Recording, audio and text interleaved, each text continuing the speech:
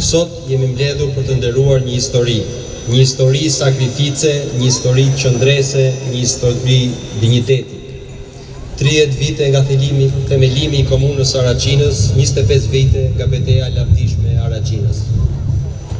2 data të ndryshme, por një histori e vetme. Institucionet që kemi sot nuk lindën rastësisht. Ata u ndërtuan mbi sakrificën atyre që besuan se ky popull meritonte liri, dinjitet dhe barazi.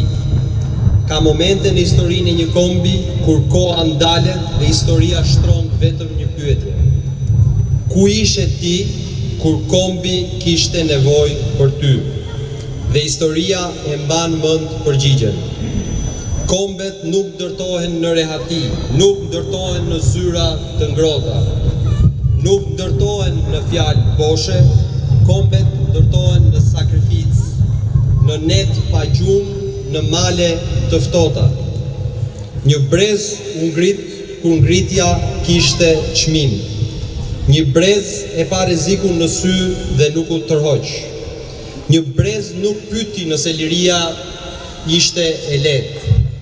Pyeti vetëm nëse ishte e domosdoshme. Ai brez u bë ushtria çlirimtare kombëtare.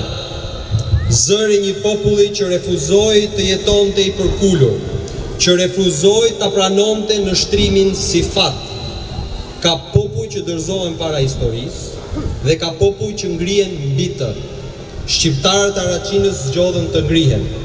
Dhe ne sot kujtojmë me respekt ngritjen e tyre. Kujtojmë dëshmorët, nderojmë veteranët dhe përulemi përpara familjeve që mbajnë barrën më të rëndë të sakrificës. Një popull që harron atë që sakrifikuan për të fillon të humbas respektin për vetvete. Liria pa kujtesë shndrohet në realitet pa dinjitet. Dhe dinjiteti është pasuria më e madhe e një kombi. Veteranët tanë përfaqësojnë shumë më shumë se një kapitull lufte.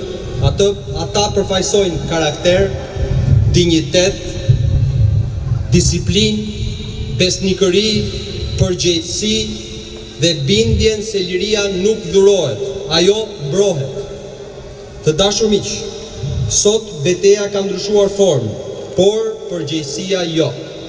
Sot betejë është për institucione që nuk përkulen, për barazi që nuk negociohet, për një identitet që nuk kërkon leje për të ekzistuar, për një gjuhë që nuk kërkon tolerim, por respektim. Një komb nuk mbijeton vetëm me ligje dhe institucione.